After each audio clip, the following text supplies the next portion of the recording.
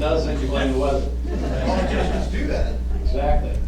So we've seen this chart today. Again, this is one we go to every morning. I will point out that this is only updated daily, so sometimes these values that are shown on the control structures will be a little bit misleading. You know, it's a snapshot in time. Maybe they opened it for a little bit to exercise the gate and it shows 100 CFS, but it was just for a moment. So if you really want to know on the structures, you need to go to the live data, either through DB Hydro or another source. This is the rainfall for the past 30 days and a heat map. You know, the red is 4 to 5 inches in the last month, and green is 1 to 1.5. And this is why that descent has you know, it reversed, went up, and has stalled out some. Pterococcus levels are looking good. We had a couple of readings here that caused some concern, but Department of Health retested those. They were able to confirm that they were false positives. They were a little bit high from some recent rains, but not like that. Those were you know, not valid. One thing we're going to look into, they've agreed to do some fecal testing that would indicate whether or not birds are contributing to some of these high readings that we get at Layton Park. Specifically, that, I don't know if you see where they test that, it's covered in shorebird deposits.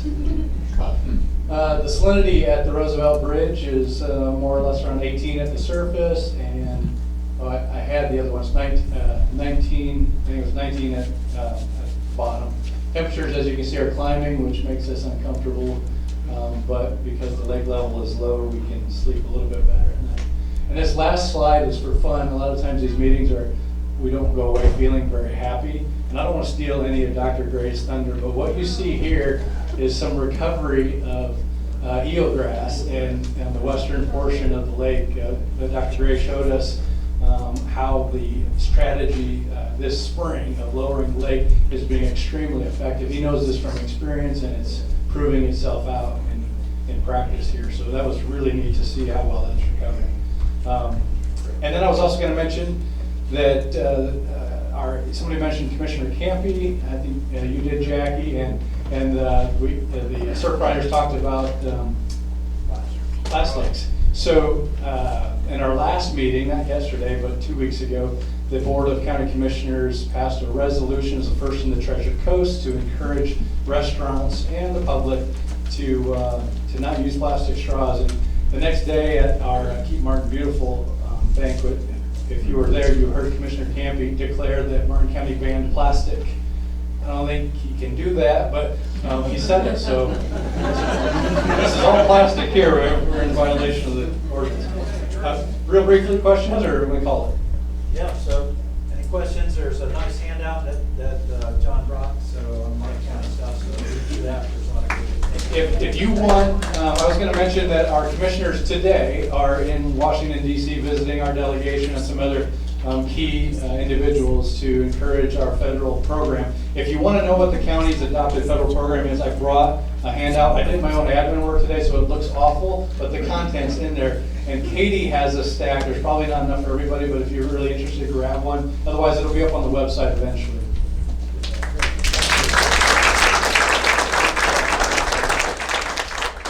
All right, we've got some things to move through with the district update by Jackie, the state stuff, and Losum, and then some other updates on our reports. City of Stuart's here. Ben, are you here? Ben, real quick, can you stand up and just kind of give us an update from City of Stuart right here? Yeah, three points of information. One, on Monday, the City Commission passed 2 different resolutions. They're both on federal issues. One has to do with carbon emissions. There's a federal bill that was filed early in January. It kind of tags onto a bill that was filed last Congress or last year. Has bipartisan support. That would add actually a carbon emission tax nationwide, and it would increase $10 every year. There's a lot more information on there. If you have questions, feel free to reach out to me on that resolution. But it would reduce emissions in the U.S. They expect in the first 12 years of that going into effect by about 40%, and then 90% by 2050. So it would be the first bill of its kind. It would be pretty significant for the nation. It has bipartisan support thus far. The other resolution was about the Bureau of Ocean Energy Management's designs that they've had. Mark can tell you more about that, but they've had designs for many years now to open the Atlantic continental shelf out there to oil, gas, resource exploration and all that. That involves obviously the air guns and everything else to survey the map of the ocean floor to figure out where they're going to drill for oil. The Obama administration was originally looking towards that, and they got some feedback, and they decided that they were going to push that into the future. Well, the future is here, and they're starting to talk about it again, and that's something that the commission decided to pass a resolution against oil drilling off the Atlantic Ocean coast. So on Monday, they passed They out. passed that on. And so that's the second thing. And the third thing to enact, again, with any of that, if you have questions, feel free to reach out to me. I'm happy to answer. The third thing is this coming week, next Thursday, not this Thursday, but a week from this Thursday, we have a special workshop on plastics. We joined with Martin County. We signed our own resolution to join into that partnership. Our commission's looking at going a little bit further. They're going to be kind of weighing different options in the future for even perhaps stronger regulations against plastic, at least in city limits. So that's just going to be an open discussion. If you want to be there just to hear what commissioners are thinking, what their thought processes are. From that workshop, the commission's probably going to direct staff to go forward on something. So that's June 4th. And that's, right sorry, here. June 6th. June 6th here at 4 p.m. June 6th at 4 p.m., right? June 6th. June 6th at 4 p.m., right? Great. That's it. Fantastic. City of Stuart, way to go. Yes. South Florida update. Jackie, you want to give us a quick update from South Florida Waterman? Thank you. I can't believe my sister's here, and my brother's here, and my parents are here. And everybody's here. It's great. Is Ed here? Yeah. Ed! There he is. Awesome. So there's a lot to share, but I'm just going to keep it to the most important aspects. And it seems like something very simple, but it's actually something very huge. And the governing board of the South Florida Water Management District we voted to change our mission statement. And first I'm going to read you the previous mission statement, and then I'm going to read what we voted in at the last meeting. And I can tell you that I got a call yesterday from Dr. Tom Frazier, who is our new chief scientist for the state. I was like totally nervous, like, oh my God. And he just real quickly, in his kind of southern surfer accent, he said, "Hello, Jackie, it's Dr. Frazier. I just wanted to thank you for your leadership and the board's leadership on changing the mission statement." And I thought, even to like the top people, it's a huge thing, because now you're allowed to say, I really care about the environment. So the previous mission statement was this: to manage and protect water resources of the region by balancing and improving flood control, water supply, and water quality through restoration of natural systems. And this is our new mission statement. To safeguard South Florida's water resources and ecosystems and protect our communities from flooding and meet the region's water needs while connecting with the public and stakeholders. To safeguard and restore South Florida's water resources and ecosystems, protect our communities from flooding, and meet the region's water needs while connecting with the public and stakeholders. So I think we have a very different board leading the ship. Thank you.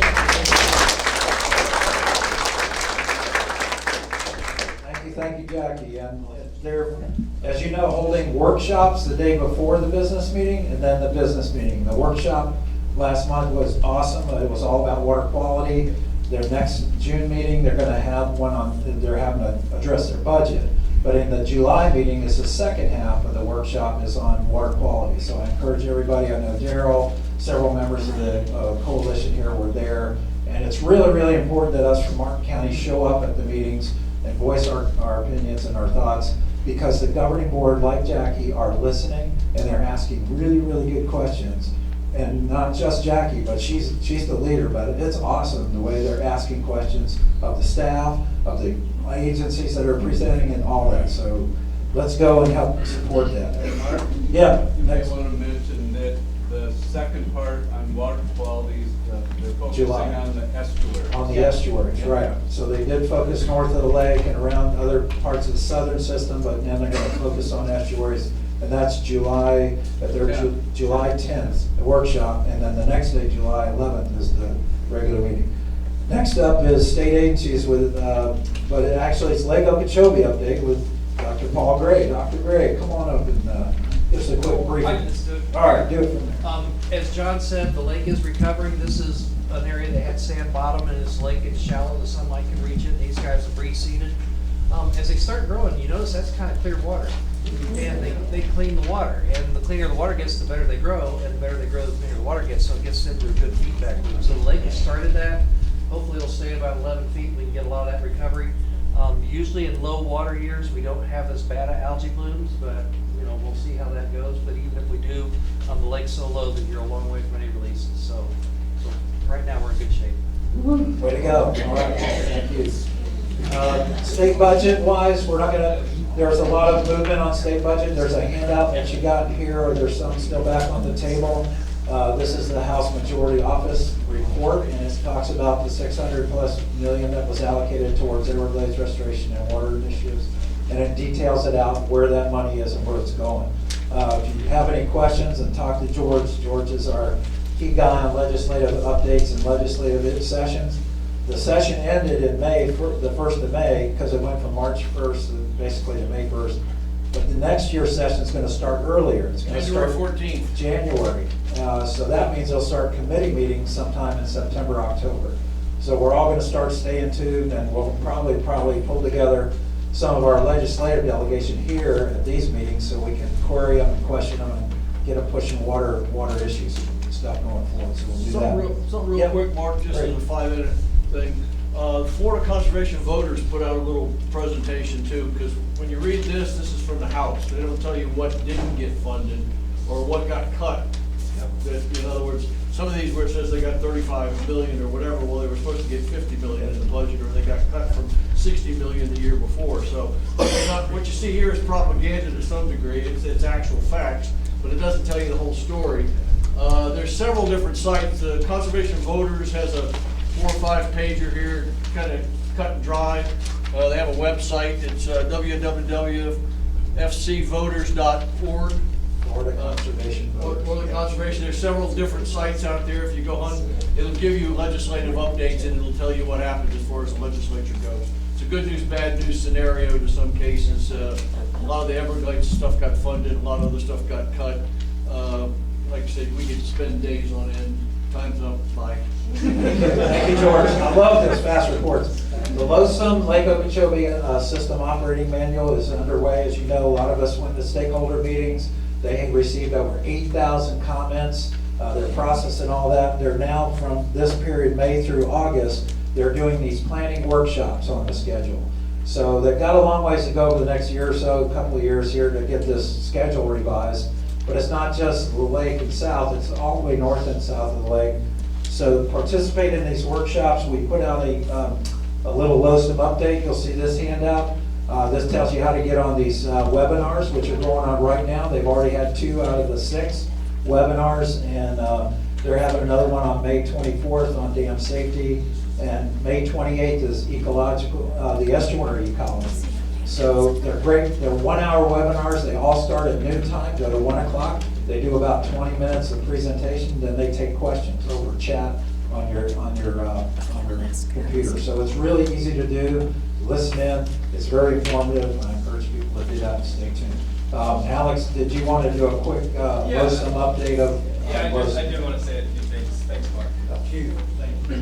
So as Mark mentioned, they are doing these. We're 2 of 4 in. On the 28th, they're doing one on estuary ecology. This is one of the few forums I've seen where you actually get to ask them questions and they answer them. They will answer your questions if you send them to lacocomments@usa.mil.army.mil. One thing to point out, the whole thing is about capacity. One of the things they mentioned is western capacity is 9,000 CFS. They said eastern capacity is 1,400 CFS. I think that's wrong. They said southern capacity is 5,000 CFS. And they said in the dry season, they're only using about 2,000 CFS. sending water south. So 40% of the system we're not using in the dry season to send water south. They also said the EAA takes 3/4 of an inch off per day, so it takes 16 days to dry out the EAA for 1 foot of water. Lastly, they said that we did not have any back pumping since Irma, which, as Todd showed tonight, is false. So we have to stay on these guys. They're not always getting it right. It's a complicated system. Show up, ask questions, and we'll get some answers. Thank you.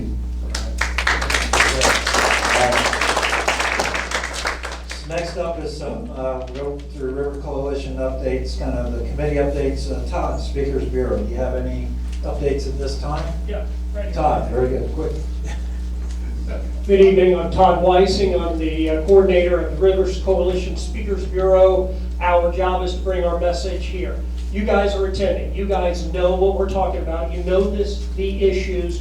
What we're trying to do is to take the issues to the public. The only way this is going to change is where you and your friends and everyone else is educated, they understand the issues, and they vote.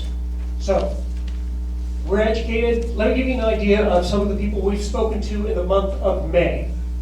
Palm City Presbyterian, Sunset Rotary Club, Treasure Coast Chapter of Military Officers, and the Martin County Republican Women. That's a different group of people, really a different group. So all we ask, if you have an organization, you need a speaker, we will come, and I'll even ask Todd Thurlow to bring some of those nifty pictures along. Please see me after the meeting. All right, real good. River Kids, Nick is not here. But, It's her daughter's. Barbara, give a few words on River Kids. It's Nick's daughter's birthday. So River Kids, we shared an event with Surfrider last Saturday, Hands Across the Sand. We had a really good turnout, and we had events for the children, activities for the children. Next thing coming up would be the Toxic Trail Run, end of June, and we are planning on having, the Rivers Coalition is going to have refreshment stops along the way for them, and at Stuart Beach at the end of the Toxic Trail, we're going to have River Kids activities there, and then in August, we are going back to our River Kids roots. We are going to have lemonade stands. That's how River Kids started. We're going to hopefully get Julia Kelly to do a banner or something, and we're going to have it so they can have it on all their lemonade stands around, and all on the same day, and we're going to have turning lemons to lemonade since 2011. So we're going back to our roots. All right, way to go. Thank you. So, What's the date of the toxic? what's the date of the Toxic Trail? I think it's Saturday, June 29th. June 29th. So stay tuned, and you can help out. Kenny Hinkle was organizing a booth, or not a booth, but a water stop along the way for folks, and that's going to be a real good run. Real quick, the local issues update. I'll just give less than 3 minutes because I'll yield my time to Marty Baum for the Indian River Keeper report. But the river's looking really good right now. We're doing some oyster restoration, some seagrass restoration work. Again, we're keeping an eye on the lake, and we certainly appreciate that data. We go to there a lot. We keep an eye on that and make sure that when that starts coming and happening, we can start, making sure we're ready. But the oysters are recovering some. We are getting some recovery of seagrass, very, very small, but it is coming back. So we're excited about that, and just keep an eye. Thank you for the 40 volunteers who weekly water quality testing and do that. Paul, Laura, and others are part of that. Thank you for our volunteers at Florida Oceanographic who do that. By the way, our board of directors today passed their resolution for Florida Oceanographic against offshore oil drilling and seismic testing as well. So.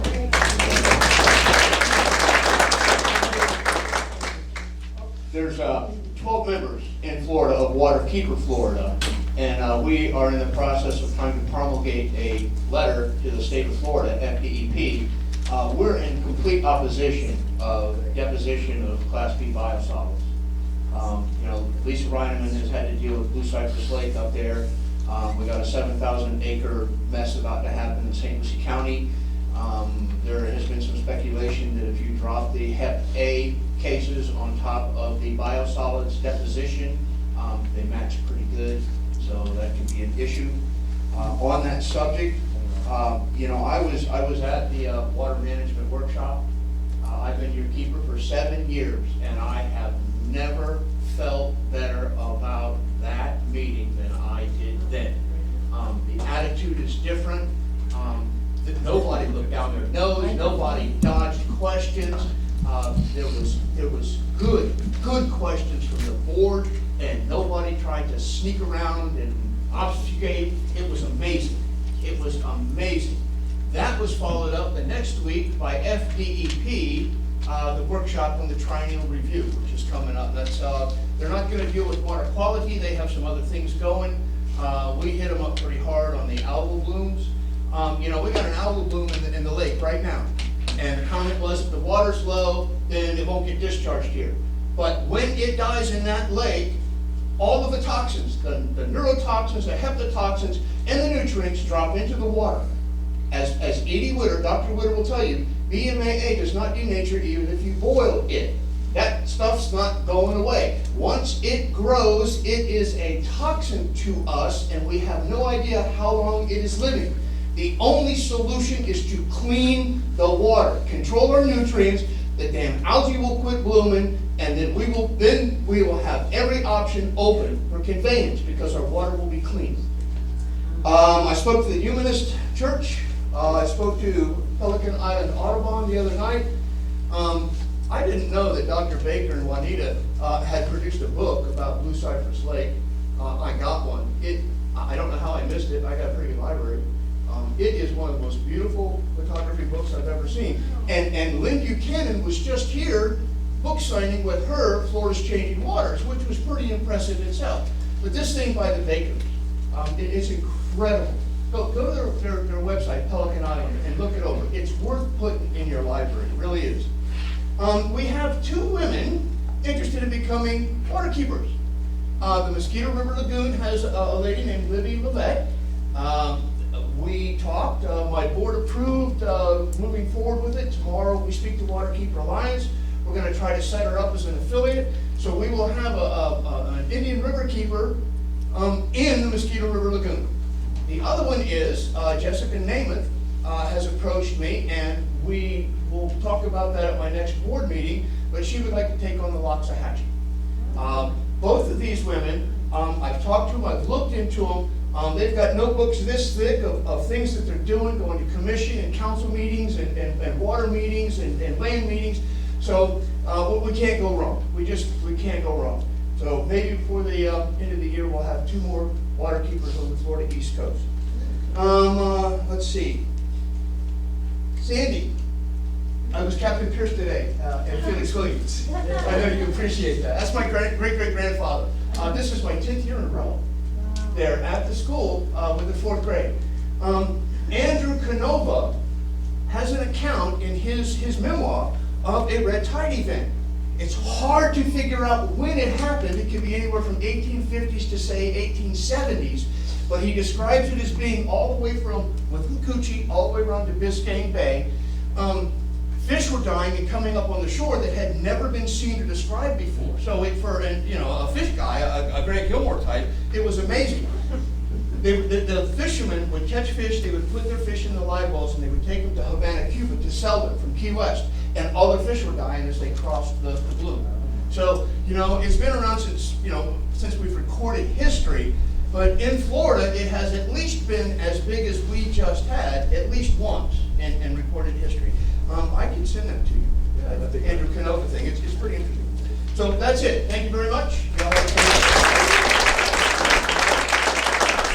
a And Marty attended the triennial review of the water quality, and it's those kind of meetings that don't seem like they're significant, but I appreciate him being there. The Guardians of Martin County, Yes. Greg Bronk was there, Yep, and I others was there. and George was there too. So they're doing this triennial review of water standards, and if they can't meet the standards, what do? Change the standards, right? So we got to keep on it to make sure the standards are kept.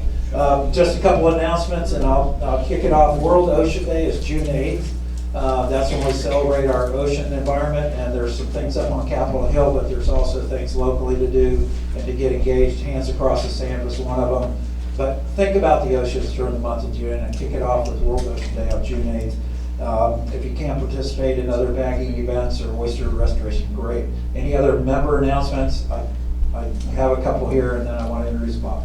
Yeah, I just wanted to say real quick, I know some of y'all have seen in the paper that there was 200 million added at the Appropriations Committee for Everglades restoration, and we also got, 200 million at the state level.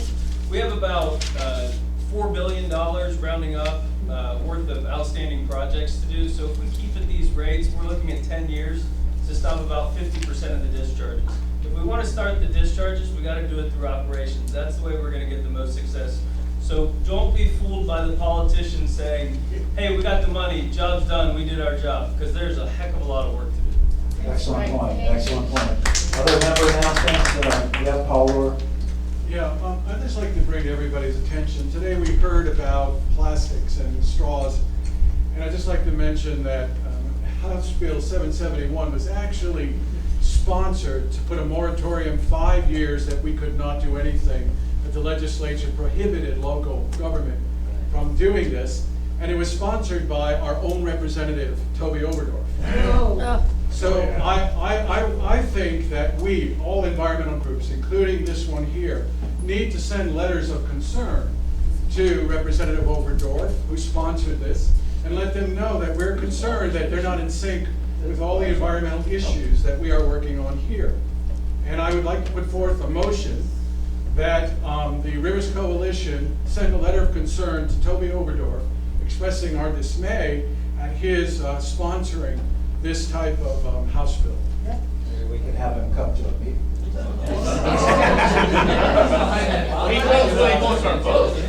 don't know, yeah, so whether he, the sponsorship of that bill, fortunately it was vetoed, right, by the governor, so the preemption of preempting local governments from passing those ordinances did not go through, but it's kind of concerning, as Paul said, to have local representatives do that, so. How poorly does that reflect on us as an area to have our elected representative sponsoring a bill like that? That's how bad this is. And Paul, I totally support your idea. Let's call him and have him come to the next meeting. Why don't we do that? June, and we'll have him come to the meeting. Yes, Gail? I'm just wondering why he would do something like that. What would he carry? How would rather than us all kind of second guess that, why don't we all just write to him and ask him? So rather than second guess, why don't we ask him that question? I don't understand what his motive. Well, let's just ask him that question. That's my motion to send a letter from us. Because individuals are one thing, but I think groups are more powerful than individuals too.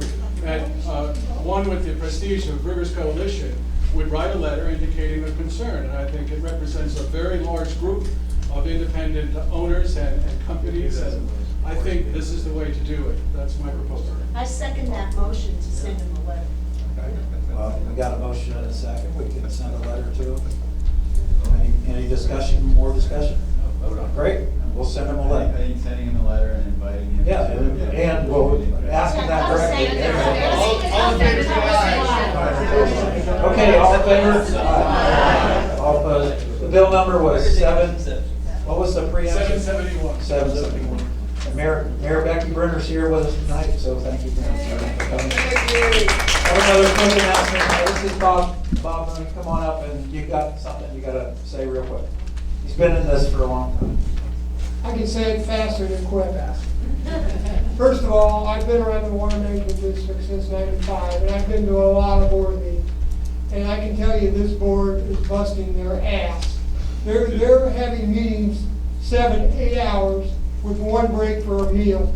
And these board members are sitting there. They're not getting up, walking out like other board members have. And in that vein, I want to mention Marty here. Marty, at this month's board meeting, broke my heart and broke the hearts of many people. And Marty, because of that, I want to give you this.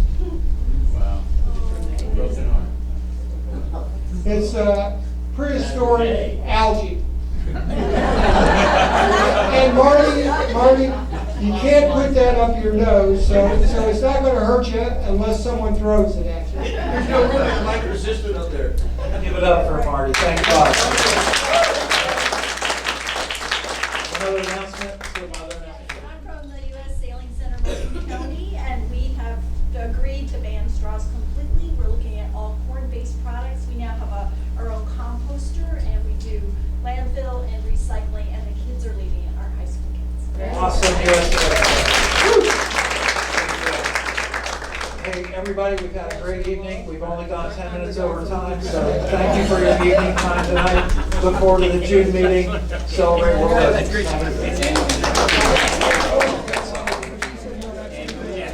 Thank you, Todd.